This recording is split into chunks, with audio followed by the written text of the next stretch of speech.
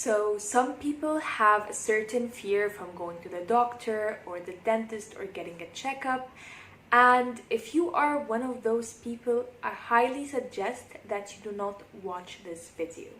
Because this is the story of Harold Shipman, the doctor who managed to kill at least 215 of his patients.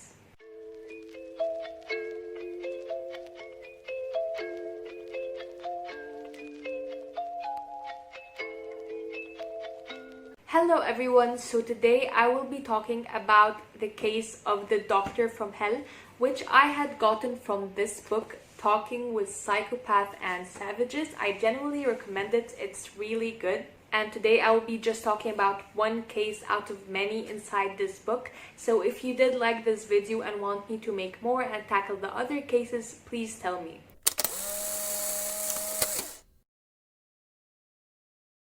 Harold was born on Monday, 14th of January in 1946. He had 3 other siblings and had parents who really wanted him to be the best. But mind you, his parents were incredibly narcissistic and snobbish, but we will get to that later. He did moderately well at school and all his peers described him as a very friendly person. When Harold was young, his father had died, and because of that, Harold started getting really close to his mother. But unfortunately, later on, his mother developed lung cancer and died as well. He then started dating a religious young woman called Primrose, and later on married her and had 4 children with her. He had also graduated from Leeds School of Medicine and got a job at a general infirmary. While he worked there, he was one of the most loved doctors by the patients. They felt that he didn't try to rush them, didn't just try to give them some prescription pill and let them go. He made them feel that he really cared about them and that he would have a conversation with them and try to get into the details on what is actually bothering them. And because of that, a lot of patients would decide to wait for many hours just so they can be checked up on by him and not another doctor. But to the other doctors working at the same infirmary, they had a much different version of Harold. To them, Harold was Dr. Know-it-all.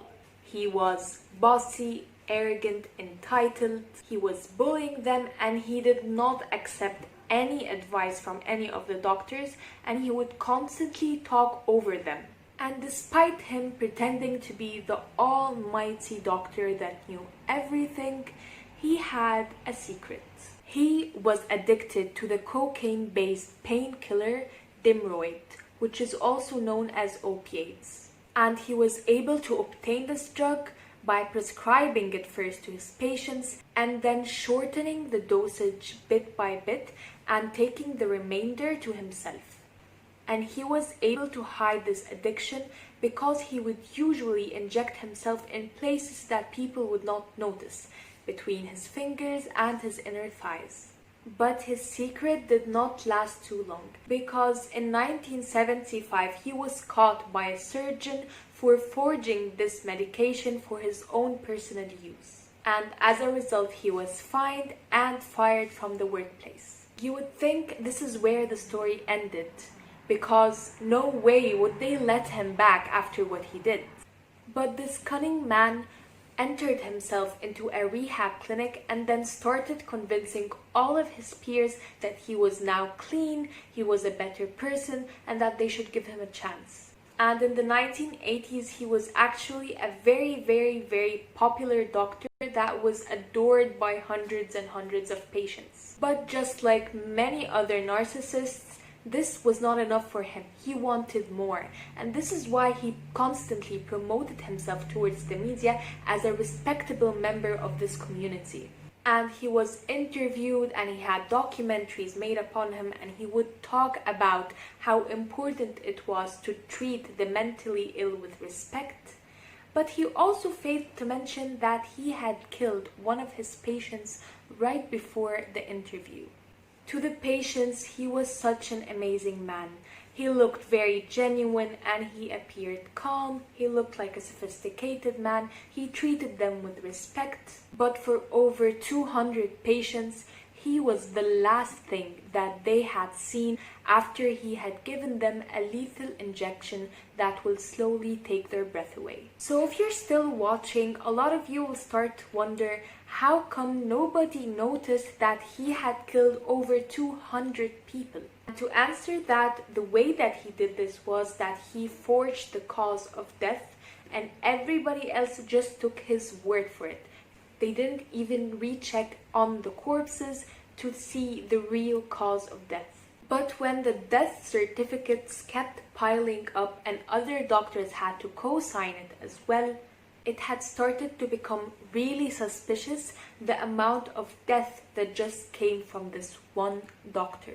And unfortunately, Harold would go on and kill 3 more patients before he was arrested on Monday, 7th of September in 1998. And when the police finally investigated him and he went on trial, they discovered that he actually forged a will of one of the patients that he killed towards himself, which was the biggest evidence that he actually did kill all these patients. So one of the first questions that is asked when somebody hears a story about a psychopath or a murder case is why? Why would somebody do that? Why would somebody who has such an amazing career risk it all by killing 200 people? Why would he kill over 200 people and risk his career, his money, his family, his life, his adoration? And people always ask this question because they genuinely want to understand, why would anyone do such a horrendous act? They try to justify this behavior by anything just to try and ease their conscience. And as I mentioned before, his parents were not the best of people. They were narcissistic and they were snobbish. And a lot of people decided to blame his upbringing on why he decided to kill all these people. And to quote Professor Elliot, he said that millions of kids have narcissistic parents, even brutal parents, but they don't all go on to commit serial murders, do they? And this is one of the arguments that I genuinely agree with. Because while yes, our upbringing does affect who we are, but it also doesn't mean that it will be the cause for every single bad choice that we do in our lives. As I mentioned before, Harold had 3 other siblings, and none of them turned out to be psychopaths or serial killers. So yeah, maybe he was wired differently and that's why he got affected differently. And as a psychology student, I genuinely love to try and understand the causes of everybody's actions. And this is not me trying to deny that there are certain things that can cause certain behaviors.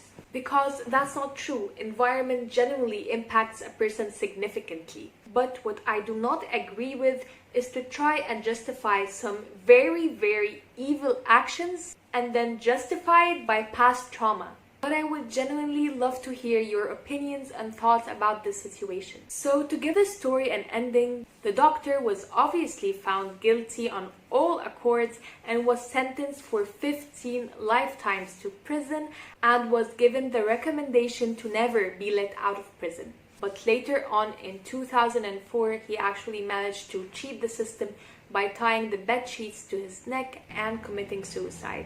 Alright you guys, that was it for today's video and I really hope that you enjoyed it, and if you did like this video, please give it a thumbs up and subscribe. Alright, bye!